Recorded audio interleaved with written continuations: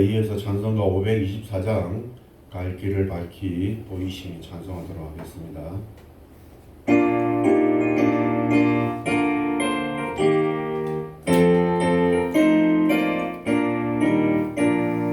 갈 길을 밝히 보이시니 주 앞에 빨리 나갑시다. 우리를 잡는 구주 예수 보도라 하시네. 죄악 벗은 우리 영혼은 기뻐 뛰며 주를 보겠네. 하늘에 계신 주 예수를 영원히 섬기리. 우리를 오라 하시는 말 기쁘게 듣고 순종하세. 구주를 믿기 지체 말고 소속히 나가세. 죄악 벗은 우리 영혼은 기뻐 뛰며 주를 보겠네. 하늘에 계신 주 예수를 영원히 섬기리. 주 오늘 여기 계시오니 나와서 주의 말씀 듣세. 듣기도 하며 생각하니 참 진리시로다. 죄악 벗은 우리 영혼은 기뻐 뛰며 주를 보겠네. 하늘에 계신 주 예수를 영원히 섬기리.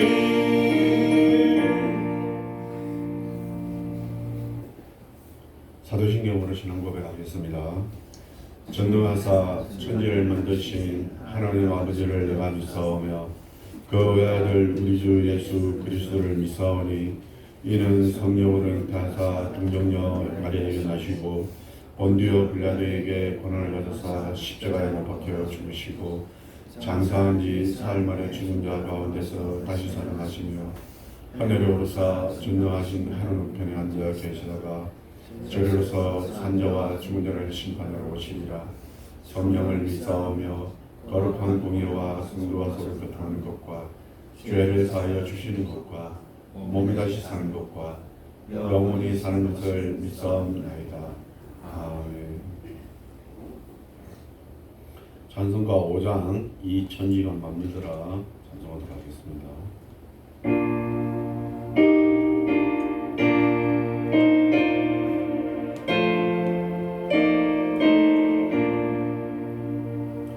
이 천지가 맘미더라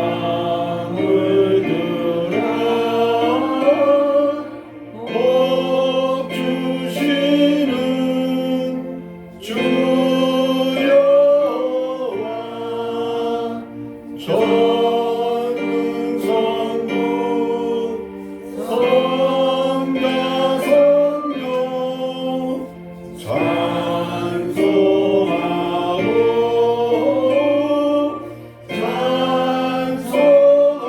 찬송하세.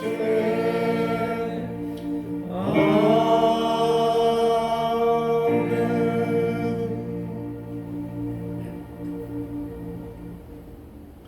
네, 다 같이 기도하겠습니다.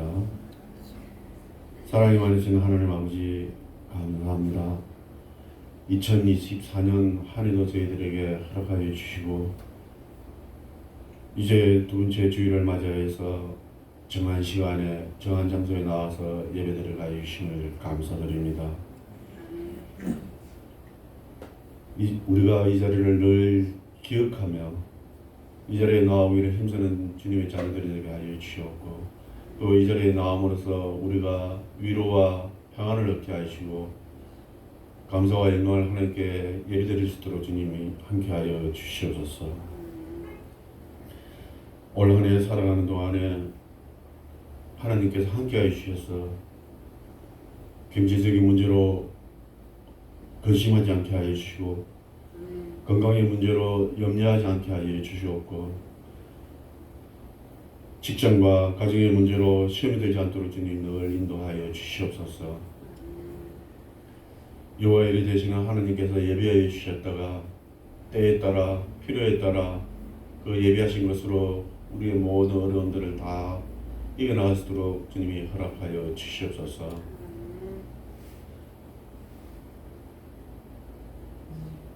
늘 기도하며 하나님께 예배드리는 자들이 될 수 있도록 주님이 함께하여 주시옵소서. 너희는 마음에 근심하지 말라는 말씀을 붙들고 우리가 세상의 일로 우리 인간의 일로 근심하지 않게 하여 주시옵고 오직 우리의 영혼을 위하여서 저 높은 곳을 위하여서 기도하며 예배드리는 자들이 될 수 있도록 주님이 함께하여 주시옵소서. 주님 우리 이름교회를 기억하여 주시옵고 적은 소수의 무리들이 모이는 교회입니다. 하지만 이 교회를 통해서 하나님의 영광이 드러나며 예수님의 사랑이 널리 세상에 전해지며 성령이 충만한 교회가 되게 하여 주시옵소서. 이 교회를 떠나던 모든 성도님들의 마음속에 늘 감사와 기쁨이 넘치게 하여 주시옵소서. 이 교회를 나올 때는 근심과 어려운 문제로 착잡한 마음으로 나왔지만은 이 교회를 나설 때에는 그 마음에 모든 문제가 해결되어 기쁨의 마음을 안고 돌아갈 수 있도록 주님 함께하여 주시옵소서. 이성 목사님을 붙잡아 주시옵고 영육간의 강건함을 더하여 주시고 세상의 일과 또 하나님의 일을 할 때 30배, 60배, 100배의 결실을 맺을 수 있도록 주님이 함께하여 주시옵소서. 나라 대한민국을 기회하여 주시옵고 어려운 가운데 있습니다. 우리 민자들이 먼저 앞장서서 하나님 앞에 회개하며 나아가도록 주님 함께하여 주시옵고 그리하여서 진정 하나님 앞에 올바로 서는 나라가 될 수 있도록 주님 함께하여 주시옵소서. 대통령으로부터 모든 위정자들을 주님 함께하여 주시고 그 마음에 하나님을 두려워하는 경외하는 마음을 허락하여 주셔서 모든 일을 결정할 때에 하나님께 기도하며 하나님의 뜻을 먼저 구하는 정치가들이 될 수 있도록 주님이 함께하여 주시옵소서. 북한 주민들도 주님 긍휼히 여기시옵고 하루속히 해방의 기회를 주셔서 우리 남한과 북한의 모든 주민들이 큰 목소리로 하나님께 예배드리는 귀한 날이 오시도록 주님이 허락하여 주시옵소서. 이 모든 말씀 우리를 위하여 십자가에 못 박히신 예수님의 이름으로 기도드렸습니다. 아멘. 교동문 2번 시편 2편 교독하도록 하겠습니다. 어찌하여 이방 나라들이 분노하며 민족들이 헛된 일을 꾸미는가? 세상의 군왕들이 나서며 너는 스스로 패하여 여호와와 그의 기름 부은 자들을 대적하며 우리가 그들의 낸 것을 끊고 그의 변명을 벗어버리자 하는도다. 하늘에 계신 이가 웃으심이여 주께서 너를 웃으시리로다. 그 때에 분을 바라며 진노하사 그들을 놀라게 하여 이르시기를 내가 나의 오늘 내 거룩한 산지를 신하다 하시리로다. 내가 여호와의 명령을 전하노라. 여호와께서 내게 이르시되 너는 내 아들이라 오늘 내가 너를 낳았다.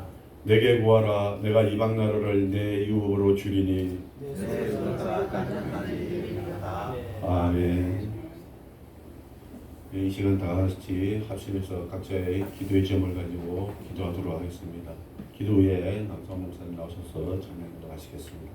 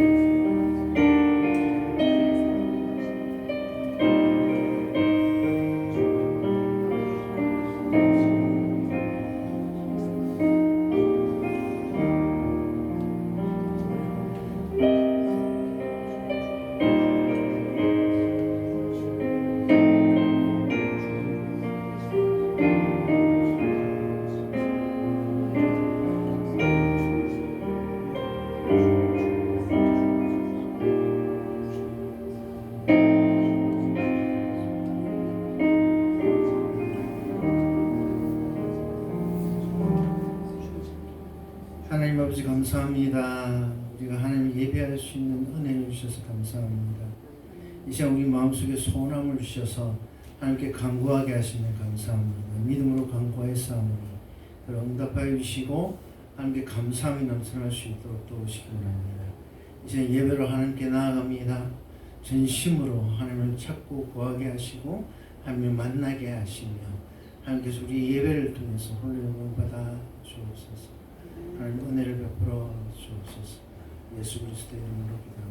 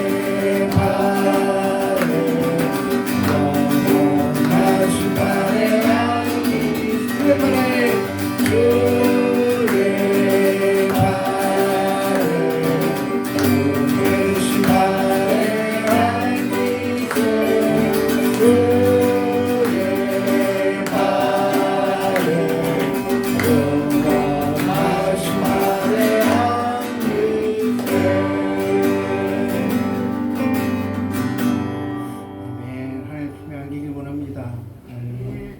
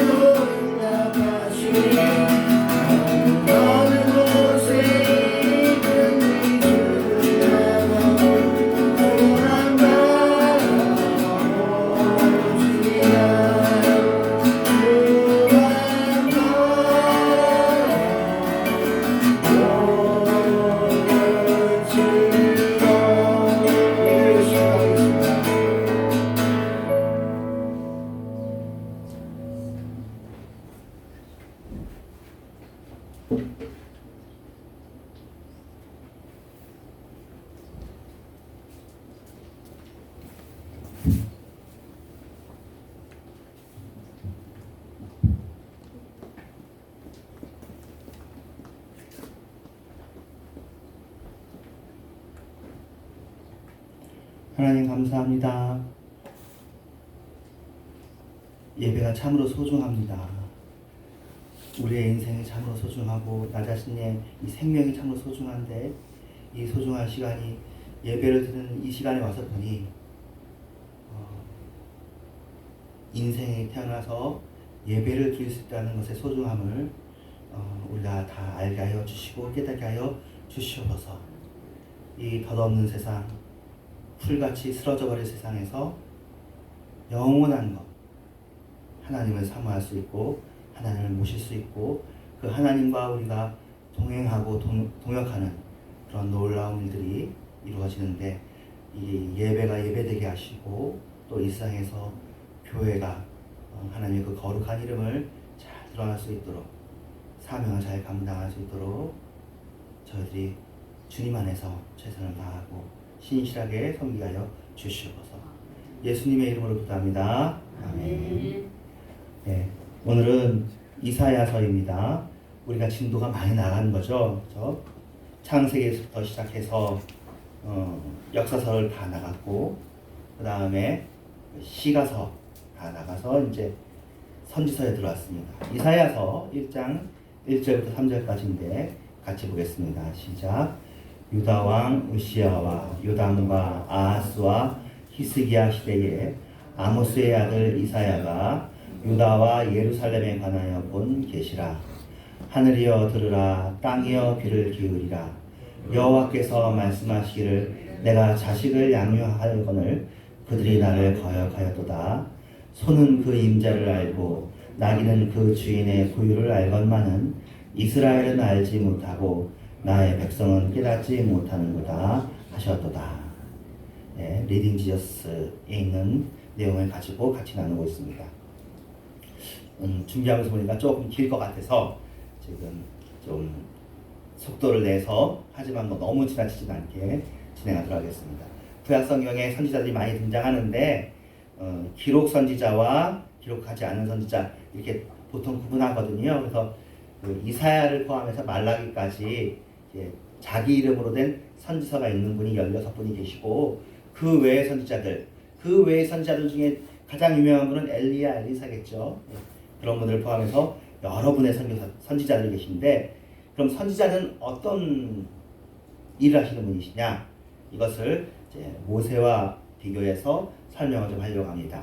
모세를 모든 선지자의 전형으로 일단 설명하는 편인데요. 저는 이제 모세와 엘리야 하면은 모세가 이제 있고 엘리야가 있고 그다음에 예수님이 변화사상에 있고 요게 이제 구약의 그림이거든요. 모세는 율법을 대표하고 엘리야는 그 선지서를 대표해요. 율법과 선지자라는 말이 구약을 줄임말이거든요. 율법과 선지자. 유대인들은 율법, 선지서, 그다음에 시가서 이렇게 이제 구약을 3등분 하는데 시가서는 이 안에 들어 있으니까 율법과 선지자라고 하면 구약 전체 기록된 말씀을 다 의미하는데 특별히 오늘은 모세를 중심으로 엘리야보다는 모세를 중심으로 해서 모든 선지자의 전형을 보겠습니다. 보는 견해에 따라서 엘리야를 선지자의 모델로 보기도 합니다. 그래서 둘 다 틀린 건 아니에요. 일단 오늘은 모세를 중심으로 볼게요. 좀 그래야 밝게 보여지는 면이 있어서 이제 모세는 하나님과 이스라엘 사이에 언약 중보자죠. 언약을 중보했다 해서 예수님 같은 중보자라는 얘기는 아니에요. 하지만 예수님의 그림자잖아요. 모형이니까 언약을 전하는 사람, 언약의 메신저라는 의미에서 중보자라고 보면 되겠습니다. 따라서 선지자들도 언약의 메신저죠. 언약을 전달하는 사람. 네, 이 언약이라는 것은 하나님의 말씀을 의미하는 거고요. 그래서 언약의 중보자, 말씀의 대리자 이렇게 보면 되겠습니다. 그래서 언약을 깬 백성들에게 언약으로 돌아오라고 심판을 미리 경고하는 거예요. 선지자가 심판을 내리는 존재가 아니라 심판 당하지 말라. 너네들이 언약을 깨는 상태에 있다. 돌아오라고 하는 거죠. 그 언약 가운데 있으면 하나님의 은혜 안에 있습니다. 나중에 보면 언약을 깨도 하나님의 은혜 안에 있어요.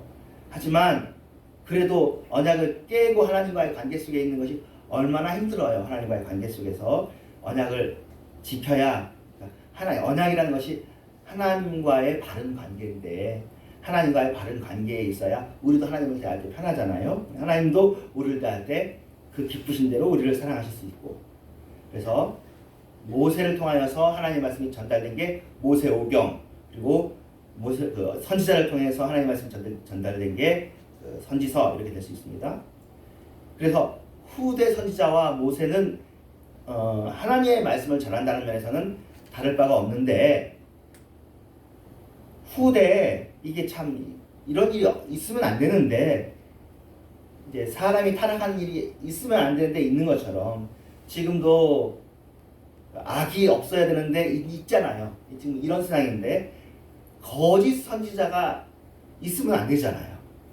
어떻게 하나님의 말씀을 빙자해서 선지자를 하냐고요. 그렇죠? 다른 일을 하면 되지. 근데 하나님의 말씀을 빙자한 거짓 선지자가 있고, 그 거짓 선지자를 판별하는 판별식이 모세오경에 있습니다. 그래서 신명기 18장에 있어요. 누구든지 내 이름으로 전하는 내 말을 듣지 아니하는 자는 내게 벌을 받을 것이요. 이제 내 이름으로 전하는 내 말, 이 사람이 이제 선지자가 전하는 것인데 듣지 않으면 벌을 받는데, 18장 21절에 혹시 마음에 이르기를 그 말씀이 여호와께서 주신 말씀인지 우리가 어찌하겠느냐. 예, 참 하나님께서 지혜로우시죠. 그 질문해볼 만한 이슈잖아요. 혹시 거짓말하면 어떻게 해요, 선지자가? 그럴 수 있다 이거죠. 예, 하나님께서 주신 판별식을 읽었습니다. 그가 말한 일이 있어서 증언과 성취함이 없으면 여호와께서 말씀한 것이 아니다. 선지자가 자기 마음대로 한 말이니까 너는 그를 두려워하지 말라. 그래서 이사야부터 말라기까지는 그들의 말한 것이 이루어졌어요. 그래서 선지자들이고요. 거짓 선지자로 인해서 가장 많이 이제 힘든 상황을 겪은 사람은 예레미야입니다. 이사야 때보다도 아니고 다니엘 때도 아니고, 물론 다른 우상을 섬기는 바알과 아스라 선지자들 있잖아요. 근데 예레미야 때는 예레미야가 참 선지자임에도 불구하고 거짓 선지자들이 오히려 예레미야를 핍박하는 일들이 있었어요. 그리고 요 18장 21절은 결국 누구에게서 이루어지겠어요? 그렇죠? 우리가 아시는 그분에게 이루어지겠죠. 자, 18장 15절. 내 하나님 여호와께서 너희 가운데 내 형제 중에서 너를 위하여 나와 같은 선지자 하나를 일으키리니 너희는 그의 말을 들을지어다. 이렇게 되어 있습니다. 나와 같은 선지자를 계속 이루시는 게 엘리야, 이사야를 포함한 기록 선지자와 기록하지 않은 선지자들이고요. 너희는 그의 말을 들을지어다. 이렇게 주목해서 보시면 되겠습니다. 그래서 이것은 궁극적으로 누구에게, 아까 제가 언지를 드린 것처럼 궁극적으로는 모세와 같은 선지자, 누구예요? 그리스도. 예수 그리스도의 오심으로 궁극적인 성취가 이루어졌습니다. 그래서 시내산에서 모세가 내려왔을 때 그의 얼굴에 광채가 비쳤다는 거 여러분 기억하실 수 있겠습니다. 그래가지고 백성들이 두려워해서 모세가 수건을 이제 얼굴에 가렸어요. 네, 그럼 지금 보니까 예수님께서 변화산상에 올라갔을 때 그에게도 광채가 있었습니다. 그러니까 모세에게 그 시내산에서 광채가 있었던 일은 예수님의 변화산 거룩한 영광을 조그맣게 미리 보여준 것이고, 예수님이 바로 모세가 얘기한 그 선지자임을 암시하는 것 같습니다. 마태복음 17장 5절이 변화산상에서의 장면인데요. 호련히 빛난 구름이 그들을 덮으며 구름 속에서 소리가 나서 이르기를 이는 내 사랑하는 아들이요. 예수님을 기증하는 거죠. 내 기뻐하는 자니 너희는 그의 말을 들으라 하시는지라.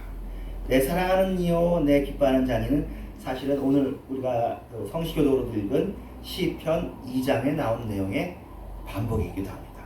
그때는 솔로몬의 즉위를 포함한 유다 왕들의 즉위 때 이 이야기를 하나님의 약속을 선포했어요. 왕들은, 다윗의 아들은 하나님의 아들이다. 하나님께서 아들로 인쳐주셨다. 근데 그 이야기가 예수님에게서 직접 이렇게 인용될 것을 몰랐던 거죠. 자, 예수님께서 사랑하는 아들이라 하면은 우리는 아주 밝게 아주 선명하게 이해가 되죠. 그런데 너희는 그의 말을 들으라 하는 이 부분에 오늘 주목하겠습니다.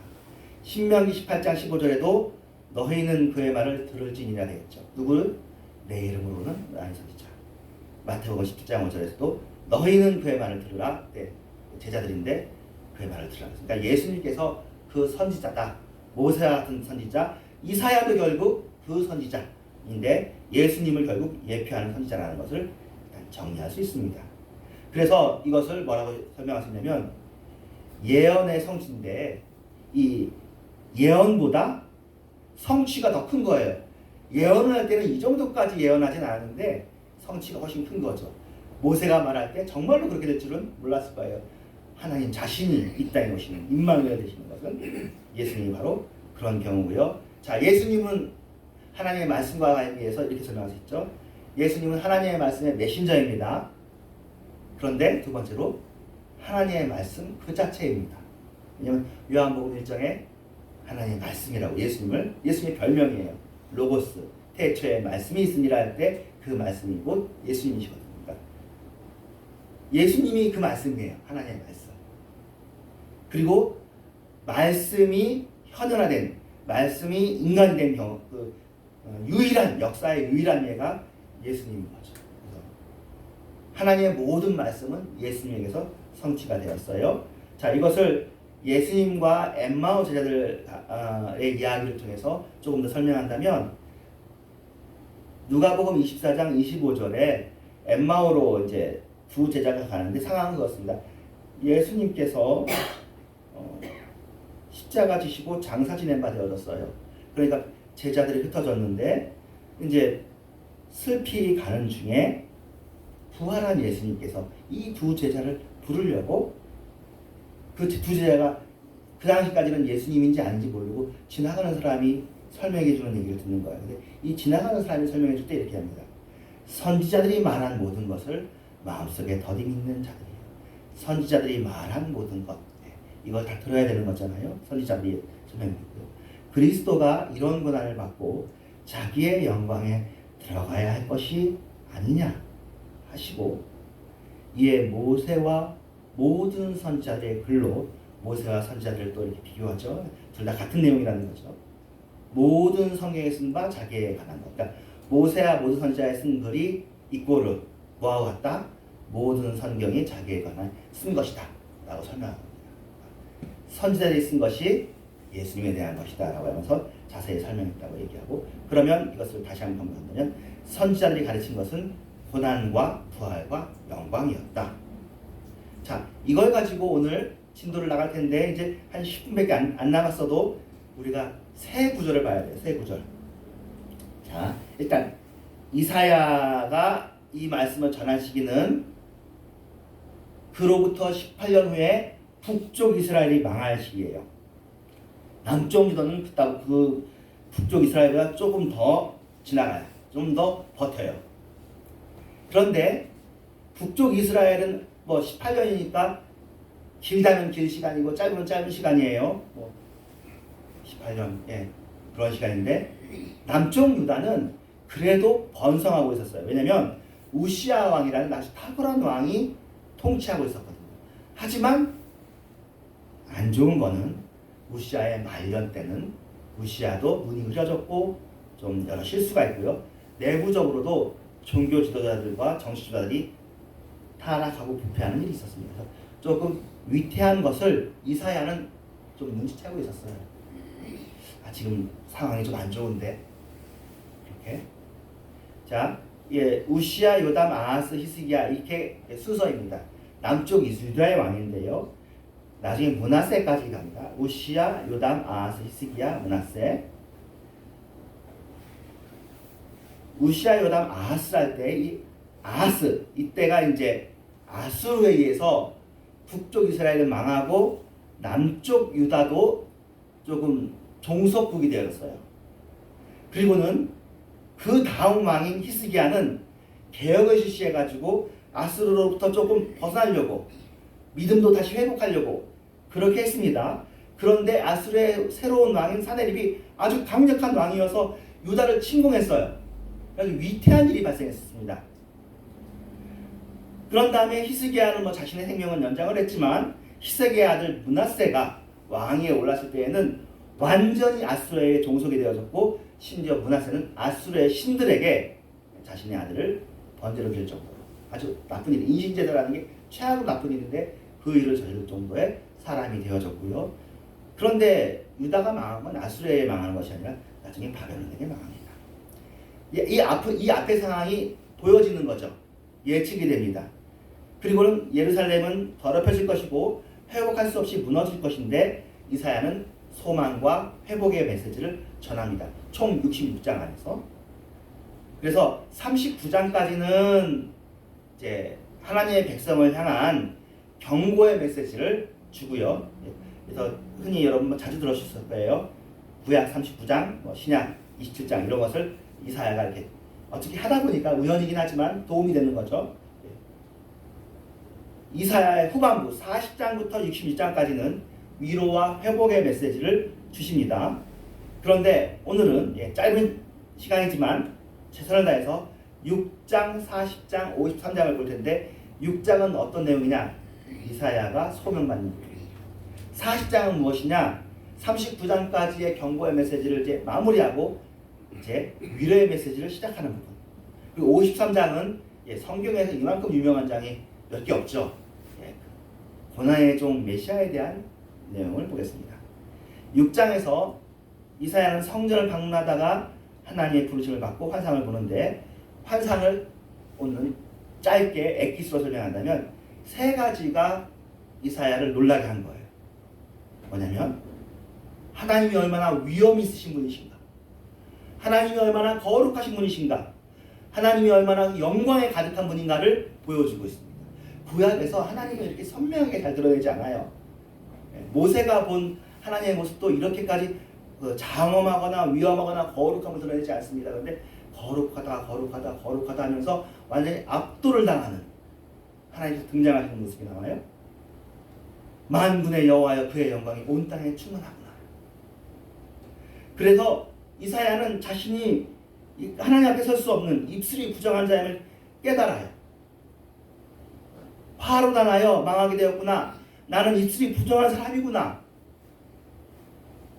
그런데 하나님께서 액션을 취해주시는데 제단의 뜨거운 불로요. 제단불로 이사야를 정결케 해주세요.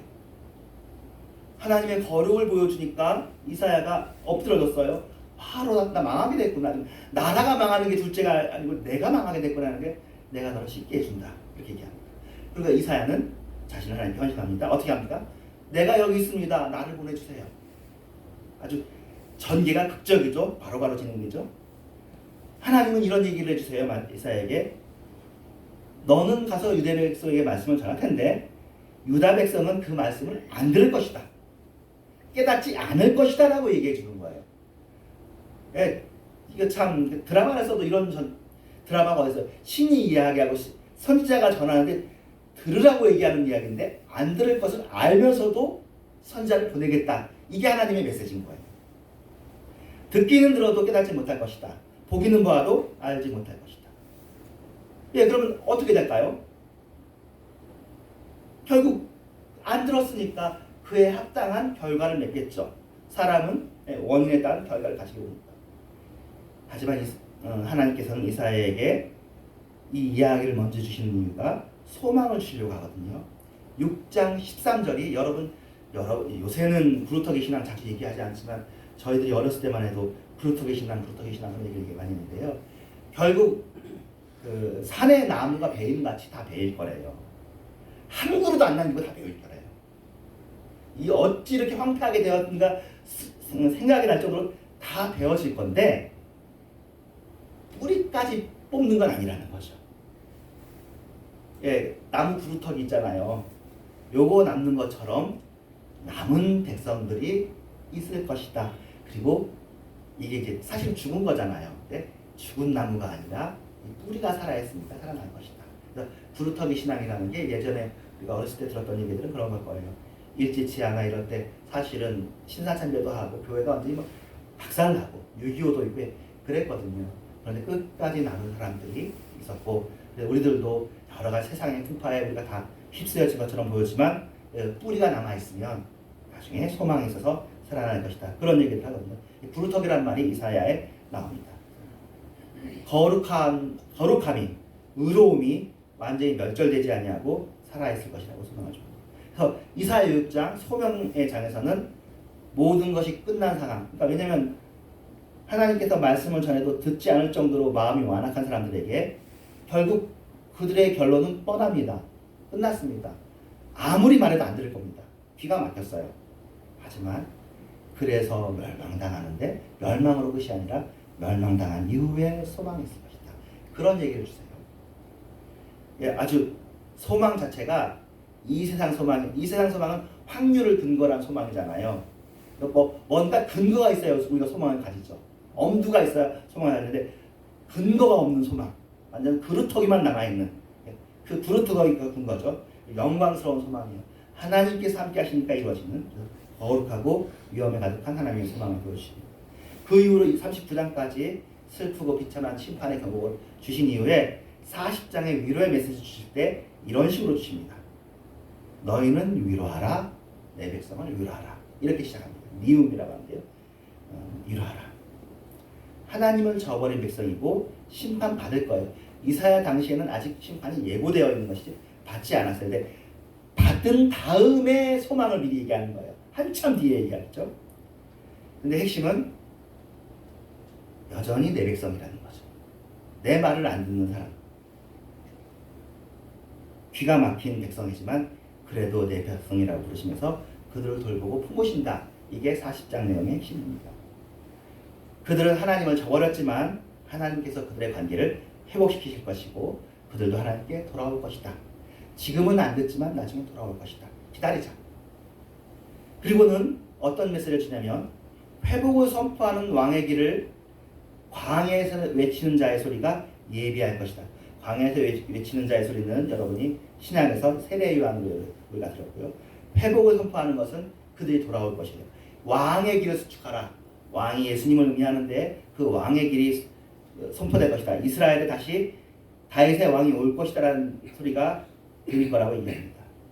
40장 1절이 아까 얘기했던 그 얘기입니다. 위로하라. 내 백성을 위로하라. 나의 백성이라고 얘기하시죠. 2절에 그 노역의 때가 끝났고 그 죄악이 사함을 바랍니다. 용서까지 해주시는 거예요. 용서까지. 외치는 자의 소리여 이르되 광야에서 여호와의 길을 예비하라. 사막에서 하나님의 들을 평탄케 하라. 그때 여호와의 영광이 나타날 것이다. 모든 육체가 여호와의 영광을 볼 것이라고 예언합니다. 40장 5절입니다. 나타나고 보리라. 자, 이 얘기도 그 성경에 있는 내용이 그 뒤에 있는 본문에 있는 내용인데 그냥 설명한다면 모든 권력은 풀과 같습니다. 지나가는 잡초와 같습니다. 풀과 같다는 얘기가 사실은 잡초라는 의미가 많습니다. 의미 없는 무의미한 세상의 권력은 나무도 아니고 관목도 아니고 잡초와 같아요. 뜨거운 바람만 불면 싹 없어질 것이다. 하지만 하나님의 말씀은 잡초가 아니라 영원한 반석입니다. 산입니다. 그래서 선지자를 통해 전해진 구원과 회복의 말씀은 반드시 성취가 될 것입니다. 정말 그랬습니다. 북쪽 이스라엘을 멸망시킨 그리고 남유다를 괴롭힌 아수르 제국 지금 없습니다. 남유다를 정복한 바벨론 지금 없습니다. 그 땅은 있고 그 사람들은 있지만 그 제국 그 당시 하나님의 백성을 괴롭혔던 그 사람들은 사라졌습니다. 그 권력은 그 제국은 오래 가지 못합니다. 그리고는 이 백성들은 사실은 입장이 그런 거죠. 자기가 잘못한 거예요. 자기 죄로 인해서 버림받은 사람들이잖아요. 그러니까 솔직히 하나님께 나아갈 수 있는 염치가 없죠, 솔직히. 내가 잘못해가지고 내가 벌받았는데 이건 나한테 합당한 거잖아요. 우리가 잘못하면 어떻게 나아갈 방법이 없잖아요. 근데 하나님께서 와주시는 거예요. 너희는 내 백성이고 내 자녀라. 우리는 어떻게 보면 죄송스럽고 송구스럽고 염치가 없고 그런데 하나님께서 우리를 보여주십니다. 나한테 오라. 내가 너희를 위로하고 너희 하나님일 것이다. 너희는 다시 내 백성이 될 것이다. 그래서 삶이 기대한 대로 되지 않잖아요. 우리들의 기대처럼 잘 되지 않습니다. 우리가 연약한 자입니다. 그런데 하나님께서 강한 자로 오실 것이다 라고 설명합니다. 그리고 이 하나님께서 드러난다는 말이 하나님을 싫어하고 하나님을 반역하는 자들에게는 위로가 되지 않을 것이냐. 왜냐하면 하나님을 싫어하니까. 하나님을 마음에 싫어하니까. 근데 자신의 죄를 깨닫게 된 자는, 아픔을 느끼고 있는 자들, 구원받기를 원하는 자들에게는 이것이야말로 기쁨의 소식이거든요. 하나님께서 제발 등장해 주셨으면, 나타나 주셨으면, 일해 주셨으면. 주님께서는 아까 말씀하신 것처럼 용서해 주십니다. 구원해 주십니다. 그리고는 어려운 때를 신실하게 견딘 것을 칭찬해 주세요. 우리는 사실은 죽지 못해 산 건데 너가 잘 버텼다, 잘 견딘다. 그리고 선한 목자로서 그의 양떼를 신실하게 돌보십니다. 보라, 주 여호와께서 장차 강한 자로 임하실 것이요 친히 그의 팔로 다스리실 것이다. 강한 자 그의 팔, 상급이 그에게 있으며 보응이 그의 앞에 있다. 이사야 40장이죠. 39장까지 끝나고 40장에 있는 내용입니다. 자, 그러면 하나님의 강한 팔, 하나님의 영광은 어떤 방식으로 이루어질 것인가에 대한 설명을 이사야 53장에서 얘기해 주는데, 그 방식은 예측하지 않은 방식이고 놀라운 방식입니다.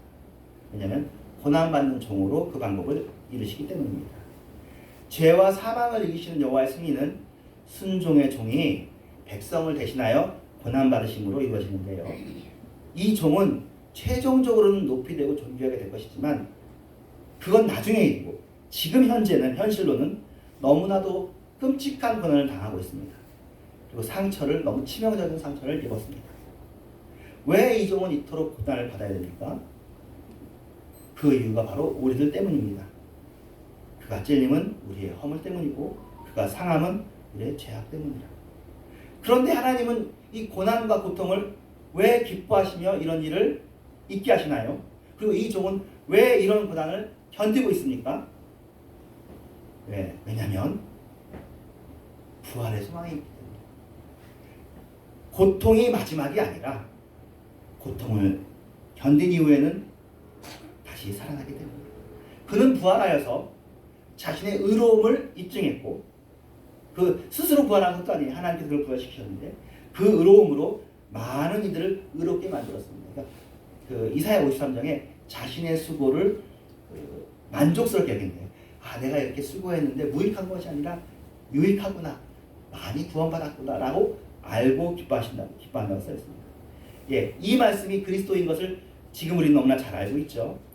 그리스도께서 고난을 통해서 승리를 얻으신 것처럼 그와 연합된 우리들도 고난을 통해서 승리를 얻게 됩니다. 우리들은 자꾸 이것을 안 이기를 원하죠. 예수님의 고난과 승리는 예수님에게만 맡기고 우리들은 영광으로만 들어 살고 싶어 하지만, 이상하게도 그리스도의 삶 속에서도 고난을 통한 승리가 복음이 세상에 전달되는 방법이 경우가 의외로 많습니다. 그리고 이것이 우리의 삶의 방식이 되는 경우도 너무나 많습니다. 다음 주에는 예레미야가 전한 소망의 메시지, 또 새 언약을 통해서 베푸시는 그의 절대 주권적인 은혜를 알아보도록 하겠습니다. 기도하겠습니다. 하나님 감사합니다. 주님 사랑합니다. 주님께서 우리를 붙잡아 주셔서 정말로 감사합니다. 이사야를 조금 급하게 보았지만 이미 많은 분들이 설교를 통하여서, 예배를 통해서 들었던 내용인데, 다시 한번 우리 마음속에 그동안 받았던 말씀의 은혜가 다시 생각나게 하여 주시옵소서. 또 말씀과 더욱더 친근해지게 해 주시옵소서. 예수님의 이름으로 기도합니다. 아멘. 411장 1절 2절입니다.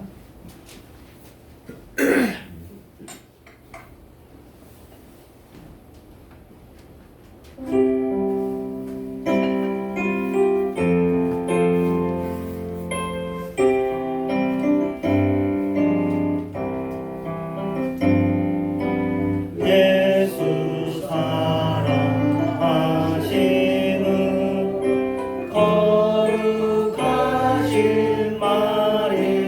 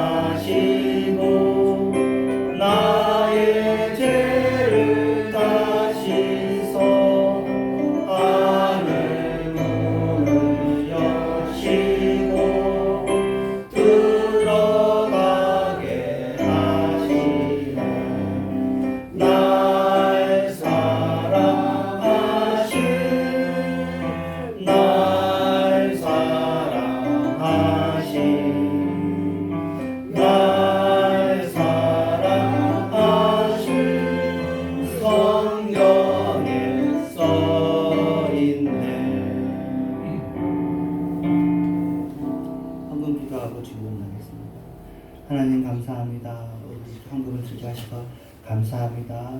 하나님 아버지, 우리나라를 위해서 기도합니다. 하나님, 일자리 넉넉해지게 해주시옵소서. 우리나라뿐만 아니라 전 세계적으로 일자리가 풍성해지게 하시고, 그러나 또 바라옵는 것은 이 세상 일이 잘 됨으로 인해서 하나님을 멀리하지 않게 하여 주시옵소서.